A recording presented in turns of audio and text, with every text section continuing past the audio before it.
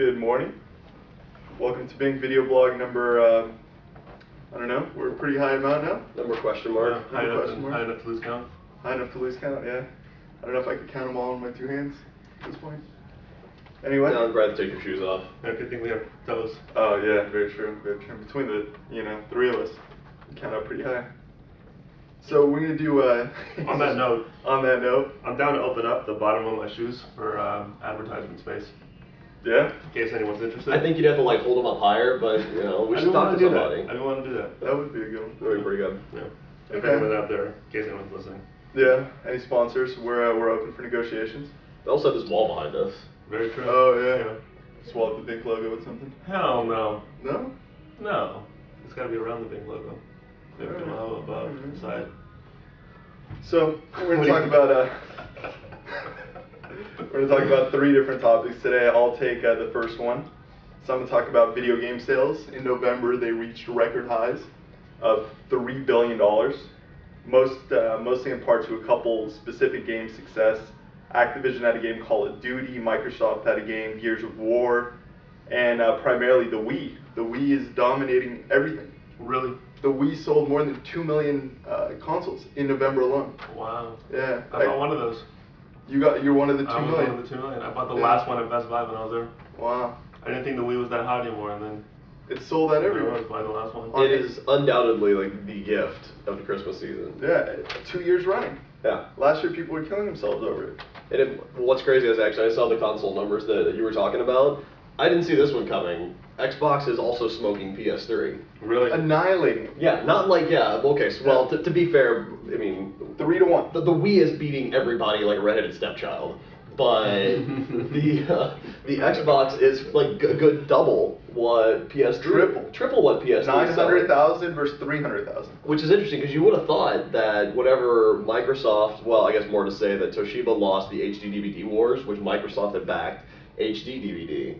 And then PS3 became like the most popular Blu-ray player. Yeah, I thought that was the in for Blu-ray. And that was, that should have been like, all right, and off goes PS3 because PS3 was the cheapest Blu-ray player on the market. Like, you were better off to go ahead and buy a PS3 and have the video game console also to play Blu-ray than to go out and buy a standalone Blu-ray player. Yeah, it's like an extra, I don't know, $50 or so, and you get a PS3. Yeah, exactly. Yeah. So, but I thought it was very, very interesting that Xbox is absolutely dominating Sony. Yeah. I don't understand why though. I love that Nintendo's kind of making a comeback. They were like the original video game console. Yeah, I don't understand why PS3 is not number one still, because I thought that's all. So that's something to talk about. I mean, personally, I think PS3 was late to the market. I mean, they came out around the same time as Wii, but Xbox had a year head start on them.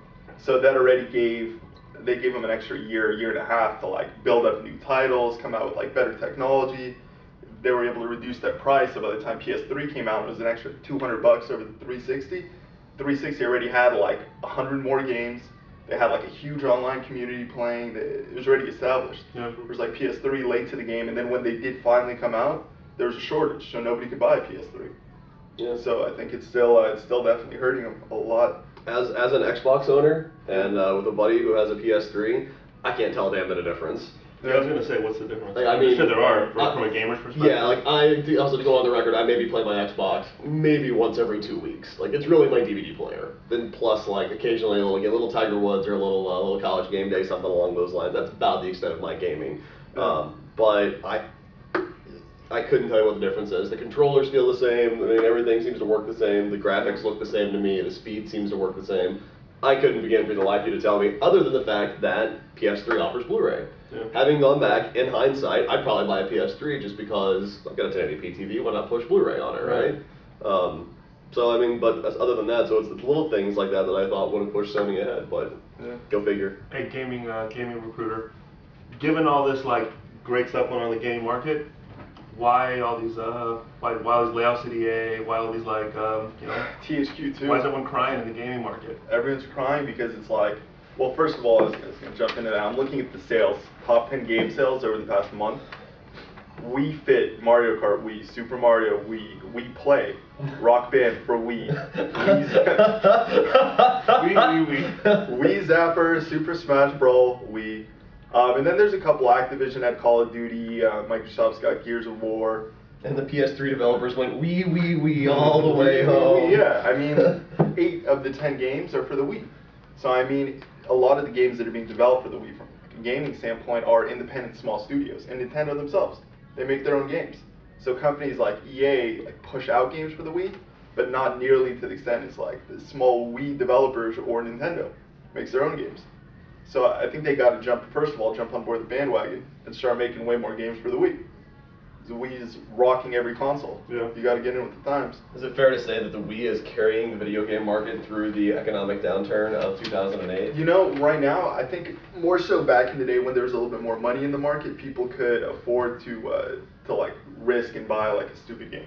You know what I mean? And then like play it. If they don't like it, put it aside. Now that like money's a little bit tighter for people, I think they only want to buy like the games that they know are going to be Rockstar games. And because of that, certain games are doing fabulous. You know, Gears of War, which is Microsoft, is doing amazing. Call of Duty, Activision is doing amazing. World of Warcraft and online games are doing amazing, which is also Activision. But then THQ and EA, unfortunately, are kind of like behind the bandwagon. So they're getting rocked. They're making good games. They're saying on like a gaming blog the other day that like 80% of the games EA's released have received scores of B's or better, like by all the critics, but still don't sell. So they're like improving the quality, they're doing all that, but they're still not, you know, doing nearly as successful as Activision or Microsoft in the gaming world. So they got to do something to kind of step up and get in with the times, which is like EA personally. I know that their online divisions are doing pretty well. There's just actual like game development divisions. The console games. The console games, yeah. I thought eventually like the consoles will or the console games will go away, everything will just go online, you'll pretty much rent a game to play, you'll set up an account or something or a subscription, so everything will go online anyways. How far are we from that? I don't think we're that far. I mean, look at Xbox, you buy games online. You can't buy like an Xbox 360 game online, but through like the Xbox Live community, you could go and download a game for like a game that was hot for the PS2 or for like, you know, Super Mario or like regular Nintendo or Nintendo 32, I don't even remember what it was called at this point, Super Nintendo. Right. But you could download all the good old days. Super Nintendo rocked my socks off. Anyway, you could download those online. It takes you like 2 seconds. You pay like $2. You buy it through Xbox Live, and they're doing cool shit. Man, they partnered with Netflix the other day. Yeah. So now you could go and download new DVDs. So you rent movies online? Yeah, rent movies through sure. Xbox. Yeah, so I think similar to the way you're going to be able to rent movies online, and I'm not buying the whole Blu-ray thing. I think it'll be just the actual media itself will go away. Everything will just be downloaded, in my opinion. But I would think the same thing's going to happen with consoles eventually.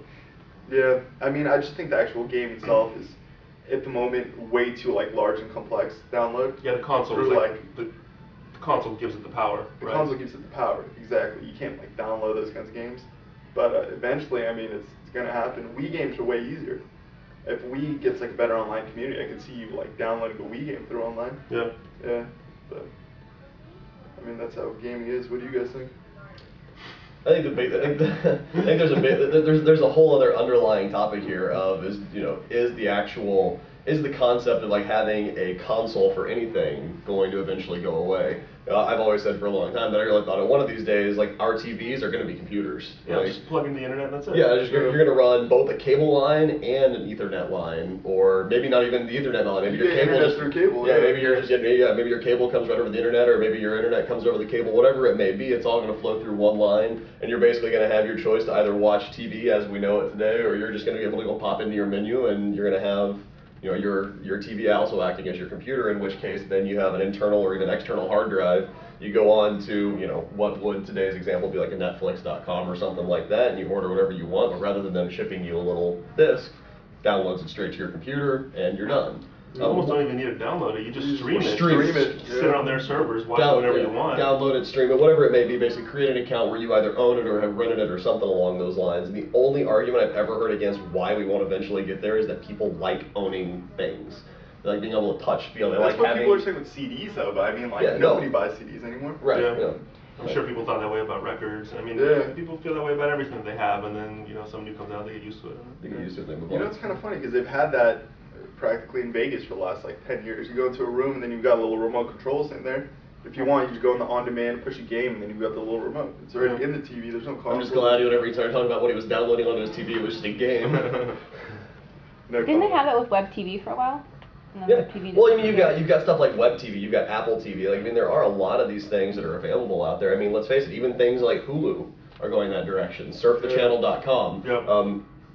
Questionable legal ethics, but Surf the Channel is basically already providing every single TV show and movie that is hidden anywhere out there on the internet Really? available to you via streaming. Not that I know and or use it. All right, next topic. Next topic.